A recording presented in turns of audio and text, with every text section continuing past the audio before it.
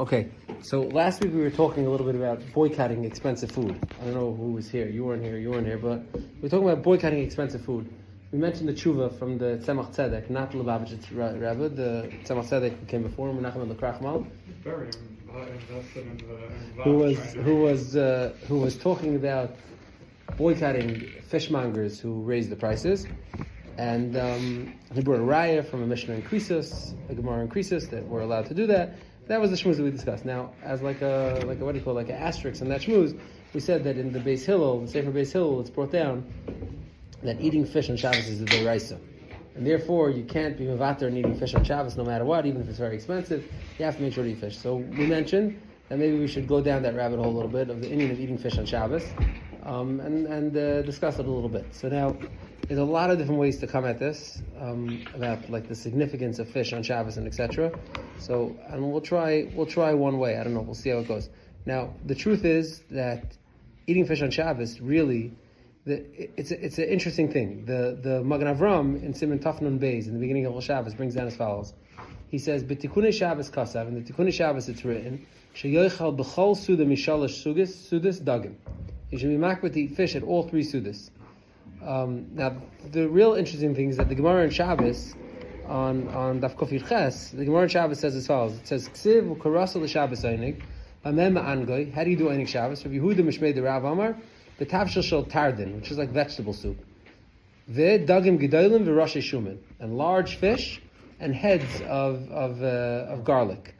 So Rashi explains, Tavshel shel tardin chashivu, chein Rashi shumin chshuvim hem lehen. That's all Rashi says. He doesn't say thing. Now, dagim gedolim, obviously it's not hard to understand what's chshuvim, it's dagim gedolim, right? That's, Rashi is explaining that tardin and shum were popular foods, but dagim gedolim is simple. Now, Rav Chia bar Ashi mishmei the Rav Amar, afilu davar mu'at l'chalit Shabbos asa reza einig.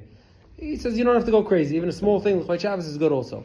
Ma'hi amar papa kasa the harsana. Now, interesting, when he says do a little something small, kasa the harsana. Rashi explains what's kasa the harsana. Dagim ketanim etuganim b'shemen ukemach. It's little fried fish.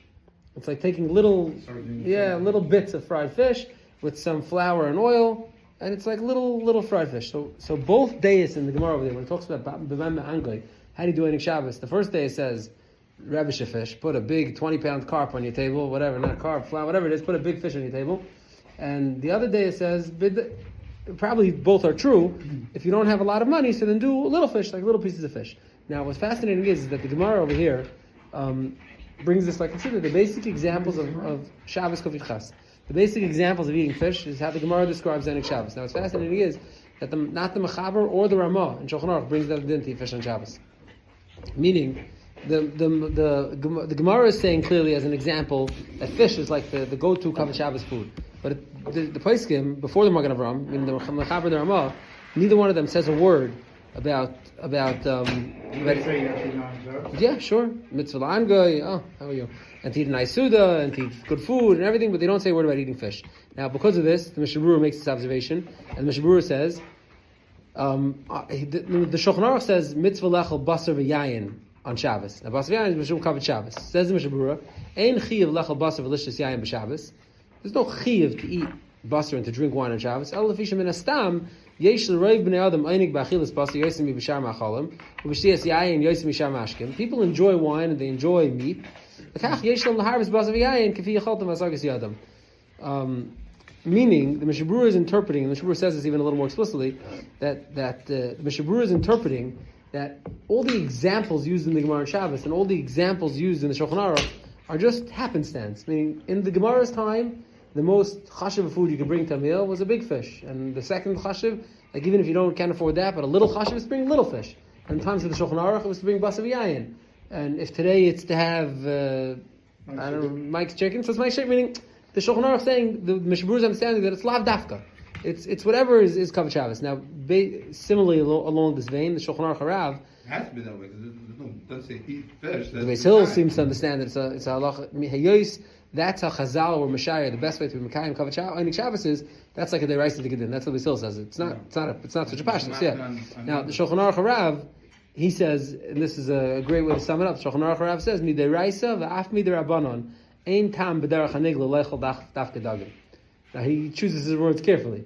Mi deraisa mi derabanan b'derech nigla in the halacha world, not in Kabbalah world, there's no specific reason why you have to eat fish. Fish is just one of the choices. It's not the only choice.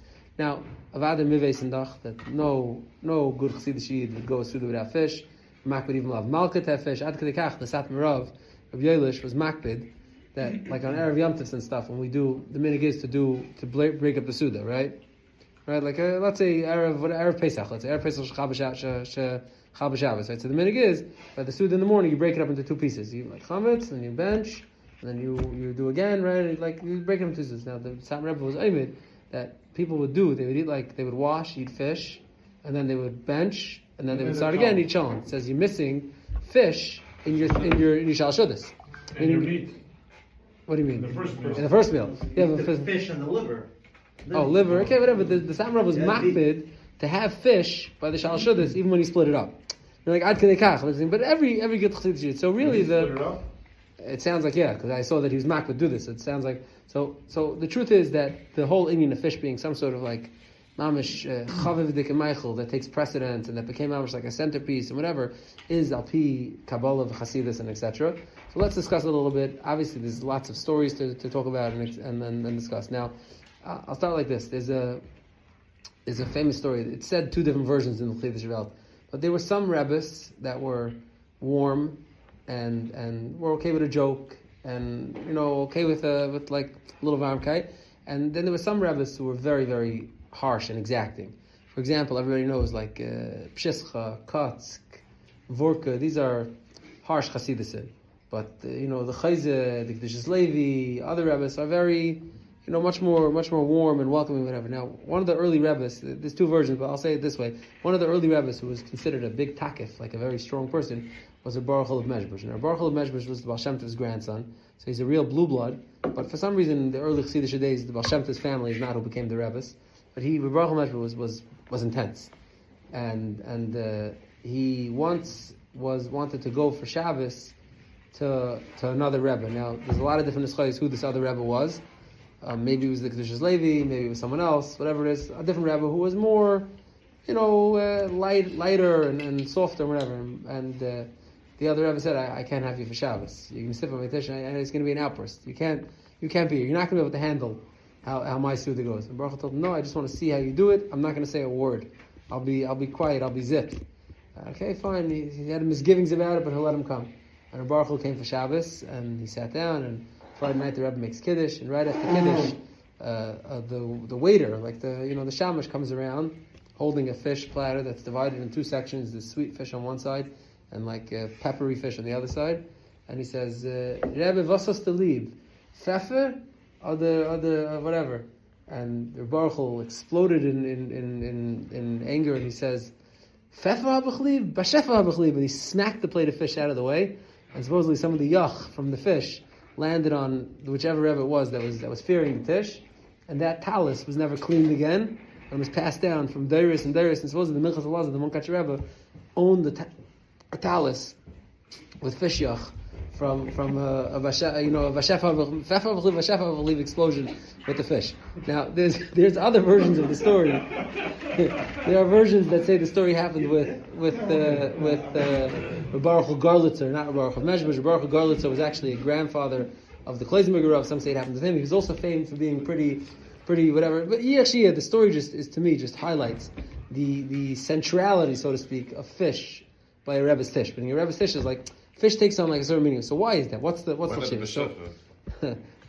So what's pshat that fish takes on the centrality? So we all know, anyone here is old enough to remember that in 2003 in New Square there was in the fish market there, right? The non-Jewish worker was unpacking the carp, preparing them to be killed, live carp, and a 20-pound carp, a big 20-pound carp, opened its mouth, and it said, "I'm a Gilgul," right, and whatever. And he ran out. He brought the Jewish employees in. They all heard him, and then the story goes that the proprietor of the fish market, cut his hand by mistake, and in the halabahu, this carp, went back into the big vat of other carp, and they couldn't find this carp anymore, and it was gone. And supposedly the fish introduced himself as Moshe Gestetner, I think. He was a Square Chassid from Montreal, and recently been nifter, didn't have any kids, and he said he came back as a something, whatever, okay, I said, believe it, take it, leave it, whatever you want. Everyone here at this table is old enough to remember when the story happened. But the truth is that if you look in other places, in older places, there seems to be a long chain of such stories happening. The talking fish in Skver is just the most recent iteration of a very old theme that exists. In the Beis HaKlaros in Vienna, there's a picture. There's pictures of it. There's a pile of stones, which interestingly, a pile of stones is usually an older grave, like not a good matzeva in good shape, like a pile of broken down stones. And on top of it, there's a stone that's carved to look like a fish with its mouth wide open, screaming, meant to look like a talking fish. Now this grave, it's disputed exactly how old this grave is. You want to see it? It's disputed exactly how old this grave is. It could be the grave is a few hundred years old, or it could be that it's close to 800-900 years old during the days of the Arzurua, who was the Rav in Vienna. Arzurua is one of the Rishonim, Talmidei Rebbeinu Tam. So there's different nischayos who this is, but there are the Reb Shlomo Babav actually, not, I think Reb Shlomo Babav Harishan said over that this happened in the Tkuf of Rabbeinu Arzurua. Hoitzi dagechad roshim in amayim, a fish popped its head out of the water. V'tzak as a pasuk Shema Yisrael, and the Arzurua hayru lekavri Beis HaChaim asal matzaves betzuras dag. Arzurua was matzavet to bury this fish in the Beis HaChaim in Vienna, and v'adayin hamatzeva kayem esadayim ezeh Beis HaChaim ha'atik b'Vien. In fact, in Wien, there's pictures. I've seen pictures in Wien. There's a kever that has a fish. Now, the simple shot is that the human who's buried in that kever was a fishmonger. And the decoration on his kever, no fun. Yeah, matches his profession. But where's the fun in that? Exactly. Yeah, exactly. Where's the fun in that? But meaning this is an old tradition that says, and various people said over. There's an old tradition. Now the truth is that there's another story that's gebrach from, I forgot who it is. He brings down a story he tells. I'll read it to you. I forgot who it is, but it's a story in Krakow. It's a Shilshem b'Yom Vav Erev Shabbos Kodesh. This is like a diary entry. Shilshem b'Yom Vav Erev Shabbos Kodesh. Yom Tazayin l'Chodesh Zeh. Huvel Poil Kfura Dag Kipshute K'Mashmai V'Zeh Hadavar. A fish was brought to Kfura in the Krakow Beis HaKvaros, and this is the story. B'Bayis Echad Miyoshvei here, Padgurush, which is like a Hasmuchli Reino. It's a suburb of Krakow. V'Rak Hanar Vichsal Mafred B'Neim. I'm sure one could do research and figure out exactly what this is. Hechinu Dagam B'Yom Shishi Over Kanag L'Chvei Shabbos. They're preparing fish Kanag L'Chvei Shabbos on Yom Shishi. Is this in Wien?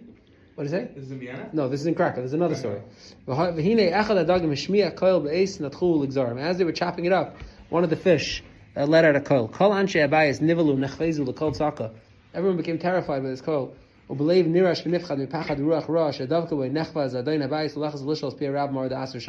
He went running to the Rav to ask him what to do about the fish. Whenever you touch it. So he says, in Punkt it worked out. Now, again, there's different messiahs who this Rebbe is, who was there, but there was a Rebbe there. So the Rebbe jumped in and he felt this is more my tchum type of shayla. Let me answer this one. You stick to taruvis, the spoon, 2 times in the coffee with the milk. I'll handle the talking fish. So the Rebbe said, "He kishmaya tzadik is dvar shayla binin hadibuk rachman al He instructed the shayla to dress the fish up in tachrichim, ulakavre maher bekaved, and bury him, give him like a proper kvura. Adayna bayis milas pkudas atzadik, v'achri dor l'shina halayla momid in sleep, v'yasla dag kil chazek mishpatay, v'yikbroi say v'imoy gamas asakin shenatchu bay. He buried the fish with tachrichim and the knife that cut him. Yistim buffer his piv l'man li l'man li yigar v'yoyda satan. Hamikra azehu l'sicha b'fi kol yoshvei reinu l'mikatam ad gadol. This was the talk of the town in Krakow at the time. This is written in the late 1800s. There's another story. This is again the details make it very entertaining. But this is a Yiddish book. Mine is a chronis from I forgot who writes as follows. He says it's about the same story, but he writes what the fish said when they started trying to cut the fish. The fish said, "Vayizmir, vayizmir, vayizmir." Fish like it hurted me. It cut me. Like what do you That's what the fish cried out. Now, I wish that this was the end of the stories. There's another 10. We could just keep going down. That's a second. I just saw. What happened to you last week? The fish was talking. Oh yeah. No, and my point is just that story that happened in Square seemed like a big oddity, like such an outlandish thing. It's an oddity, but the truth is that there's many stories of these years. Now, why? Why is this? Meaning, why? Why do people think they're hearing fish talk? Or actually, a fish, whatever. Why is it in fish that the shtel zechais that people are either actually or thinking that they're hearing? Like, what's the connection? So the truth is that al pi Mekubalim, there's something very interesting about fish. Al pi Mekubalim, we know Al Pi Kabbalah such a thing as Gilgul, right? People could come back. Now, of course, there were throughout the Derish people who didn't believe in it, but today, like the Maram al-Shakir writes in a Tshuva, I believe it's Maram al-Shakir writes in a Tshuva, that these became the Messiahs, and today this is what everyone believes. Okay, you putting that, let's leave that tab closed. That's not what we're talking about now. But for some reason, it seems to be that the primary vehicle for tzaddikim or elevated people to come back as a Gilgul for a second round is through fish. That's where they come back. Now this is broad. I wanted to show you the sources. We have the whole thing with Marisai and everything like that. Rosh Hashanah. Well, fish. In Parsha, yeah. Oh, yeah, here. But I wanted to show you something that's like, here's the pasuk in Parshas Vayera. It says, V'alabaka ratz Avram v'yikach ben baka rach v'toiv. Right, Avram went to the Bakar and he took a ben baka rach v'toiv. So the Yismach Moshe brings over there that the Chayz of Lublin, who was his Rebbe, asked him a kasha as follows: how the Yismach Moshe became a Talmud of the Chayz, we should do a whole share once. It's a different, very interesting conversation that's recorded between the two of them. The Yismach Moshe was a Litvak till he was like in his 50s. And he took a Aiden, the Aryeh Bey Loi, who was a Chassidish Ingeman, and the Aryeh Bey Loi made it tonight that he'll only marry the Yismach Moshe's daughter who's getting older and needed a shidduch if you go visit my Rebbe once. You have to give it a crack. And the Yismach Moshe said yes, and then it took him months and months, he never went. The Aryeh Bey Loi took him to the Torah, that he has to go to the Chayzer. He went to the Chayzer, first they fought, then they liked it. It's a ganze, putting it aside. There's still hope for Shemon. Yeah, for sure. So putting it aside, the Chayzer asked him a kasha as follows. He says, Hik Shaloi, Madua le'matu besuda she'echan Avram Avinu al Vashalom le'malachim she'yavig am dagim l'chaydim. Why don't we find that Avram Avinu gave the malachim fish too? Fish seems to be by old Sudas mitzvahs in the Gemaras and whatever. It seems to be mentioned. How come Avram Avinu didn't bring fish to the Suda when he was feeding the malachim? So says the Yismach Moshe as follows. He says, Isa b'svarim HaKadoshim, the nishmas hatzadikim b'skalgulim b'dagim. Now, it's brought in Svarim HaKadoshim, and the Svarim HaKadoshim that he's referring to is the Shlah. I think the Shlah's son writes it. I'm trying to think who else says it. It's brought down in many, the Kabbalistics, it's a Shlah Kaddish, Ramami Fanu, others, Isa b'svarim HaKadoshim. The nishmas hatzadikim b'skalgulim b'dagim. That the neshamas hatzadikim are misgalgulim b'dagim. V'alkein hayu adagim macholm shal tzadikim she'mesakin neshamas she'esgalgul b'ay. That's why, in particular, tzaddikim, rabbis, tishin, always wanted to have fish on the table because it's their job to be masakin these neshamas that are floating around. But real big tzaddikim don't come back. It's for mid-level tzaddikim that are coming back in fish. Tzaddikim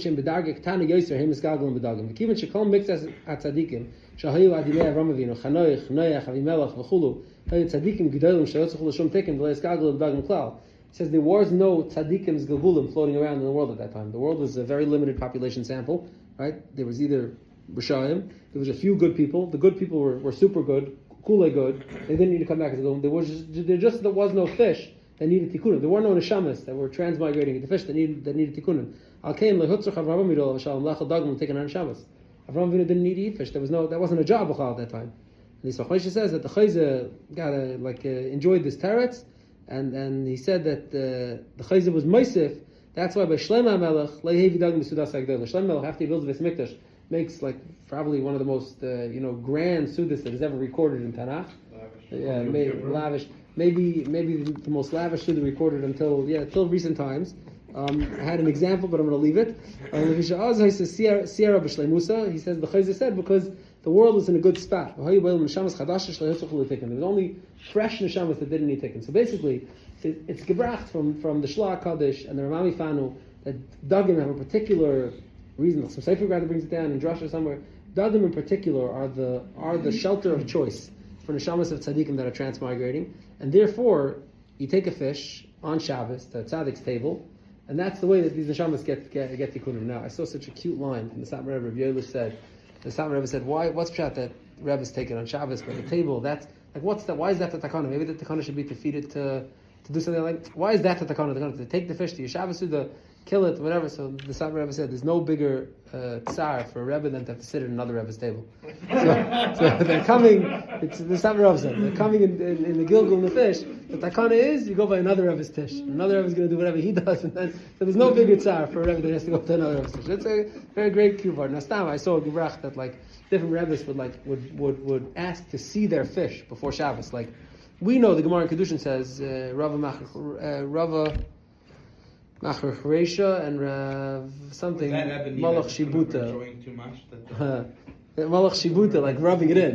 Malach Shibuta, meaning Shibuta is like means a big fish. We know from the Gemara in Kedushin that one of the things that Kilu, Amiram, Tanam and Amiram were involved with in the kitchen on Erev Shabbos was preparing the fish. So you see like a certain raya that early on already, like, again, why were they particularly if he said Mishnah Berurah, that's what was available, so that's what they were busy with. Right? I mean, whatever the highlight of the Kavod Shabbos was is why they were touching it. But if you say that Al Pi Kabbalah or Al Pi, Sayyid or Hasidus, it's something deeper. Gemara say that also he bought every day a better one? Yeah, Bisham and Basila. But that doesn't, no, but it says it about animals. It says it about animals. No, but that Gemara in Bay, it talks about animals. Yeah, no, it's animals. It says kevis. You buy an eagle, a better eagle. That one, interestingly, is not a fish Gemara, but you just see that the Amiram were involved in the preparation of the fish. Now, yes, like a Shabbos. I saw rather the Belzerov, the Sar Shalom, they would bring him a bucket of fish before Shabbos, like they choose from, and they would put the fish was still alive, and they'd put the fish on the floor, and the fish obviously when it's on the floor flails around and flaps and flips. And he would look at it, and by some of them, the way they would flap, it'd say, and he would take that fish for his meal. Now, these are all like very documented. Meaning, these are now because of this, there's actually a minig, and I think every Hasidic Kreis has their own way. There's a vakant tazach, but there is a minig that some Hasidim are makbid when they eat fish, rabbis atish, they don't use forks, right? They just use their fingers. Yeah, they don't use fingers. Now, the reason is, according to some, the reason is because you're being misakin in the shabbos mugels. You're not getting stabbed. That's not aggressive. That's just like extra credit. You eat it with your fingers. Thing. Now, also fingers. Fingers al pi Kabbalah have certain connotations. Etc. The point is now. I was just watching Shimon. Yeah. His reaction. Now there is like various different minhagim when, where, how. Meaning, lamashal. There are. It's all Rav Shemaisis. There's different minhagim when to eat it, which meals to eat it, how to prepare it, how to eat it. I'm not going to go into every single prat. What did Litvash get to eating fish on Shabbos? Kavod Shabbos, no, because the Gemara describes it as Kavod Shabbos, and today a lot of people enjoy fish. Fish is very good, it's very tasty. It's one of the Kavod Shabbos, right? Even the Magen Avraham. Magen Avraham brings down in halacha. He doesn't like fish. Doesn't have to. Mishmur says not to. Guy doesn't eat fish, doesn't eat fish. I saw actually in a sefer called, I think it was either Nishma Shabbos, Shabbos Shabbat, from a Chassidish Rav, who's talking to his chavra, and he says.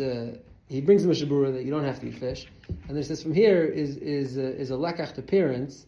Don't force your kids to eat Shabbos food that they don't like. You rob them of all Tam Shabbos. He says you should be mechanech them to eat on weekday healthy foods and on Shabbos foods. But if they don't like fish, then don't force them to eat. This is a Chassidish, I think it's Shabbos Shabbat.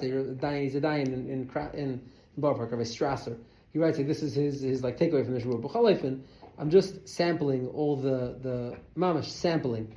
The various, secret and deep and Kabbalistic and Hasidic, underlying stuff about that fish, and Memela, why fish became such a strong minig amongst the Hasidim and Hasidish oriented people to eat by all Sudis and Shal Shudis, Bahakpada, particular types. And okay, if I wanted, I could compile all the different Tishin and the different rabbis and the different Menhagim, but I think Daiva will do that at a different time. Okay, to be continued. You've just experienced another Torah class brought to you by TorahAnytime.com.